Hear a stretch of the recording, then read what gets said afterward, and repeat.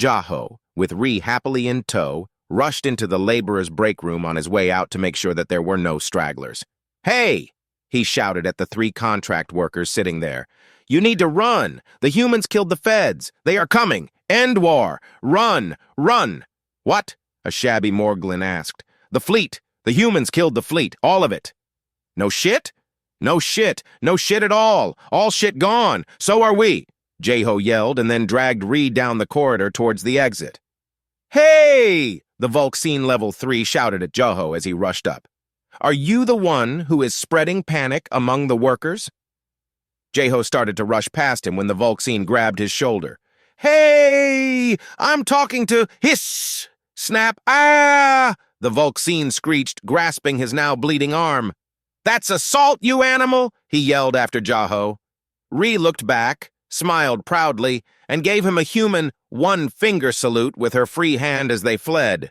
Jaho ran outside and past the gate, then stopped in disbelief. There, all of them gathered around the bus stop, were the workers. "What are you doing?" he yelled in their native tongue as he ran up. "Waiting for bus, dummy!" one of the replied. "No, wait, you go, run!" Jaho yelled. "But we take bus home." "The bus won't come, dummy." "No, it will, dumber!" "You stupid!"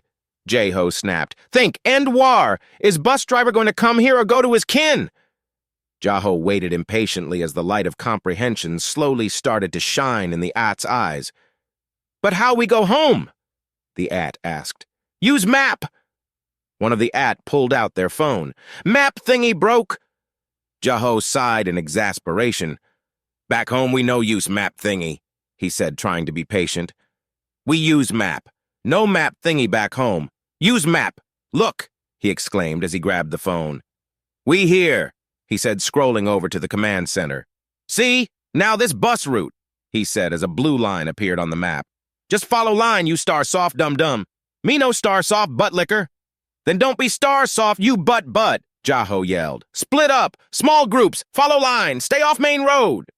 Then Jaho ran down the street with Ree sprinting along behind him.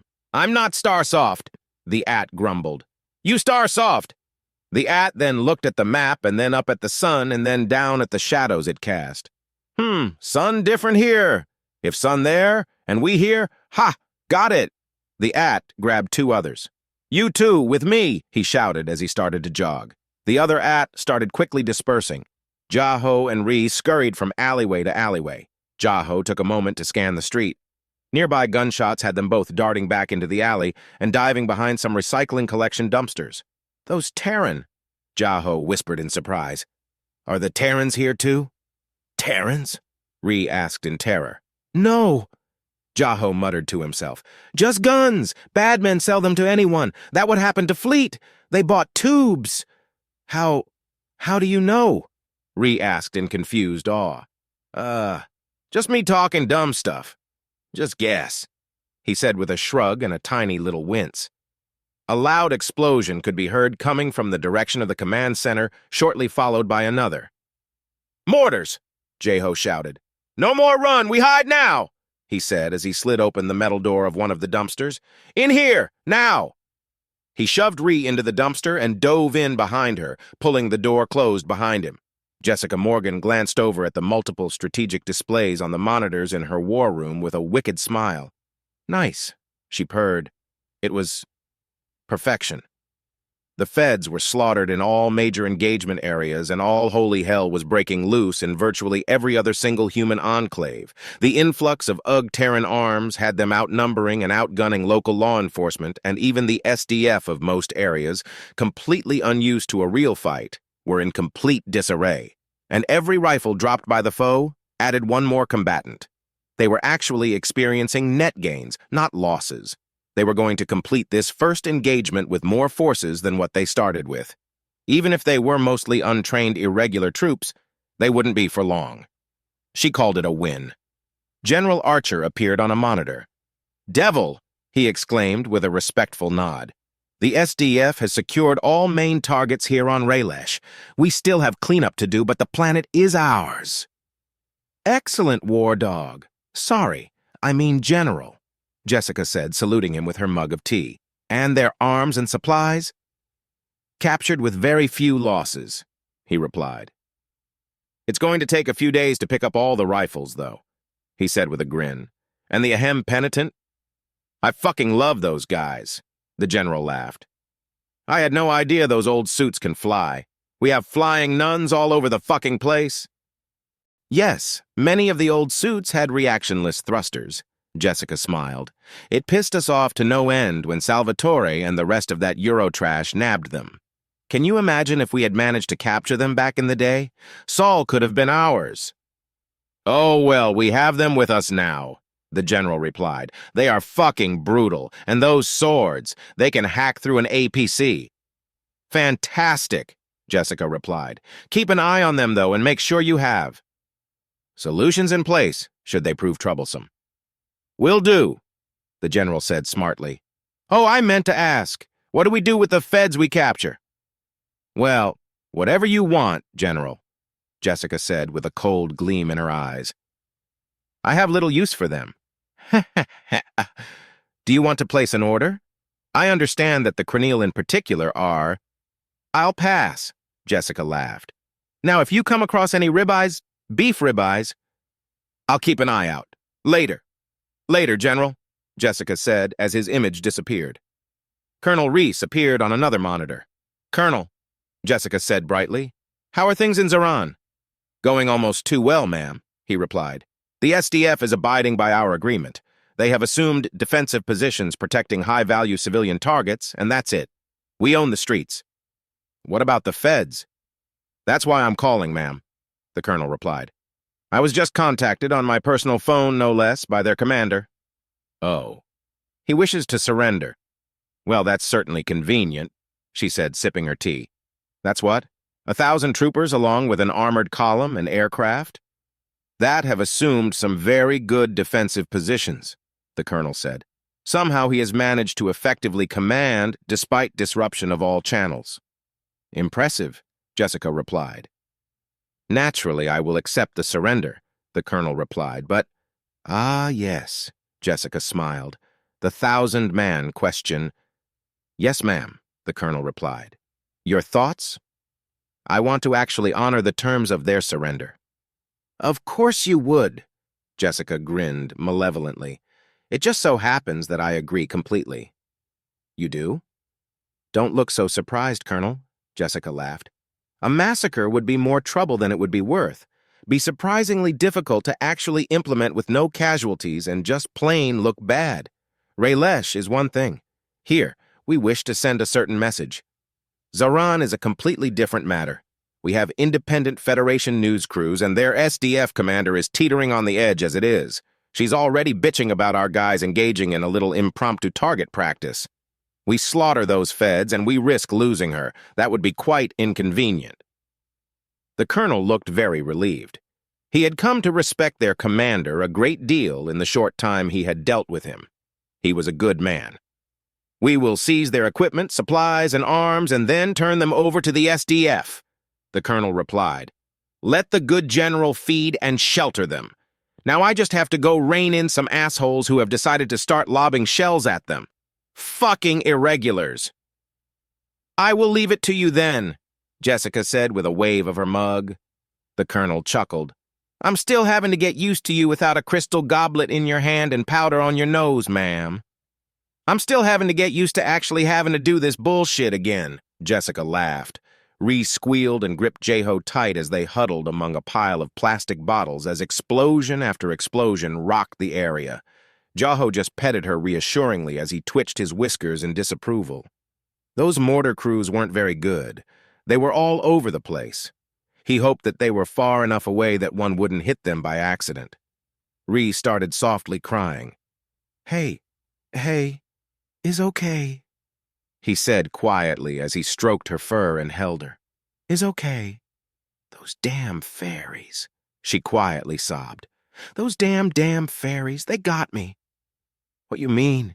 Jeho asked, hoping to distract her. Another shell detonated entirely too close. Ree squealed and buried her face in his jumpsuit. They are getting closer, Jeho thought. Are they targeting something besides the command building? Fairy piss. Are we about to be in the middle of a firefight? The fairies promised if I flew to the stars I would find someone special. Ree wept. The bones said so. They promised. Well, you are in the stars, Jaho replied. Maybe you will. No, that's the fairy curse, she moaned. I did. I found someone special. I found someone so super special. Well, that's great, Jaho said happily. Another explosion shook the wall of the dumpster. Jaho swallowed his fear just as he was taught and comforted Ree as she squealed in terror. Automatic Terran gunfire rang out entirely too close. Yep, something was definitely up. No, it's fairy curse, Ree sobbed. I found him, but he doesn't like me. He doesn't even know I exist. Well, he's just a big dummy, Jaho said as he comforted her. And now I'm gonna die, Ree wept. The fairies let me find him, and now they are going to kill me. Hey, Jaho said as he nuzzled her. We aren't dead yet. I'm not a dummy, Ree sobbed. They are getting closer. I'm gonna die. Unloved. Untouched. She took a deep breath and looked Jaho in the eyes. I don't want to die a virgin, she said meaningfully. Oh, Jaho thought as an electric thrill washed over him. Jaho said, letting fear creep into his voice for the first time. I don't want to die a virgin either. Ree started to unzip her jumpsuit. I win, you damn fairies, she said with a smile. And then he bit me, the Volksine exclaimed as he confronted the colonel in his office. Oh, really? The colonel said as he rose from his desk. Let me see. It's right here. See, a thwack. The colonel lashed out with one of his appendages, knocking the Volksine flat. You barge in here over this bullshit? The colonel yelled. Do you have any idea what's going on? Can you not hear the shells? Get out! Out! He shouted. The Volksine liaison is going to hear about this. The Volksine whimpered. The fleet has been completely destroyed. Whoa, what? The fleet has been destroyed and the humans control the streets, the colonel yelled. Considering your precious liaison decided to take one of his 3-hour lunches and hasn't returned, he is probably on a fucking spit with one of their apples in his mouth as we speak. Get out and close the door behind you. Ah! The Volksine screamed as he ran, leaving the door wide open. Hey, no spreading panic, asshole! The colonel yelled as he slammed his door. He smiled for the first time that day. He had been wanting to punch a Volksine ever since he got here. His personal phone rang. He dashed back to his desk. Yes? He asked desperately as he answered. Colonel XXVIC, Colonel Reese calmly said, we intend to avenge every single human that dies as a result of the Federation's treachery, every single one. However, due to the particular circumstances of this situation, your men have been spared. The Forsaken accept the terms of your surrender. Thank the Creator. Colonel Reese smiled at him.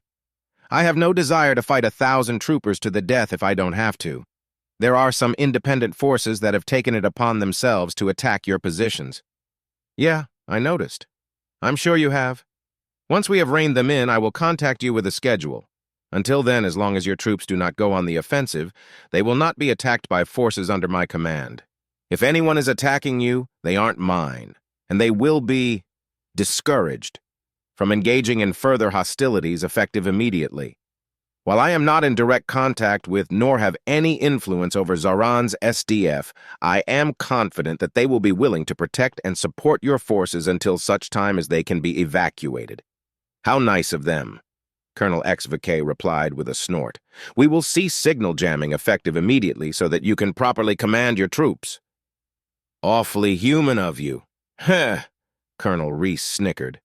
For the record, Colonel, I'm glad we could work something out. I dislike needless slaughter. Creators? Colonel XVKK snorted. If you don't consider what has doubtlessly happened across the Federation today needless slaughter, I hope I never find out what meets your definition of the term. Before all of this is over, you will. 3 humans draped in smuggler's net quietly entered an alleyway. Their leader, an older man holding a scanner with an AK slung over his shoulder, raised his free hand, forming a fist. The other 2, Alaska's at the ready, immediately stopped and crouched. He pointed at a recycling dumpster. His companions leveled their rifles, preparing to shred it. The old man blinked.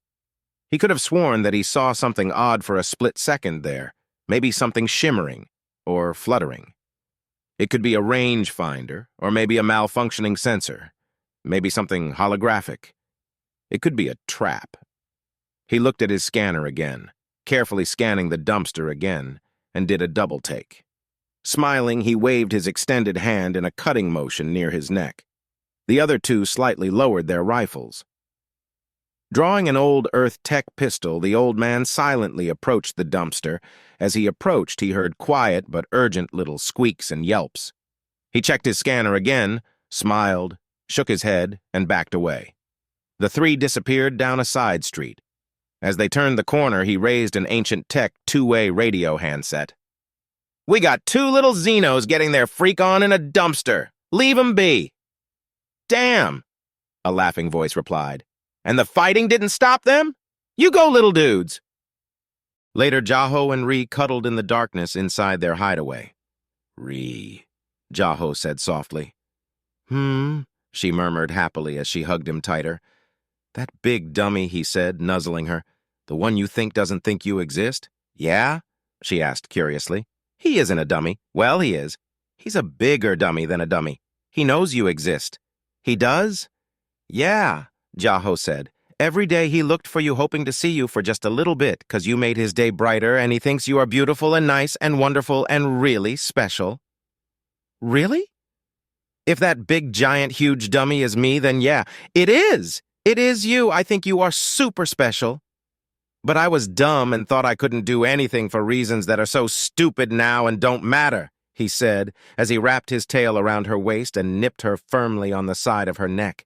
"Eee!" she yelped in surprise and pleasure. "I claim you, Ree!" Ree gasped and then wasted no time wrapping her tail around him and nipping him back. "I claim you too, Jaho!" she exclaimed. "Oh, I'm going to give you so many babies." "Sounds great," Jaho smiled. "But first we gotta get out of here. Why hurry?" She smiled as climbed on top of him. On a nearby rooftop, a lone smuggler's net-draped human female looked over the city with a powerful scanner scope. She smirked and picked up her radio handset. "Those little freaks are at it again." "Well, somebody dropped some rations and water off for them," an amused older voice replied. "Looks like they are going to be there for a while."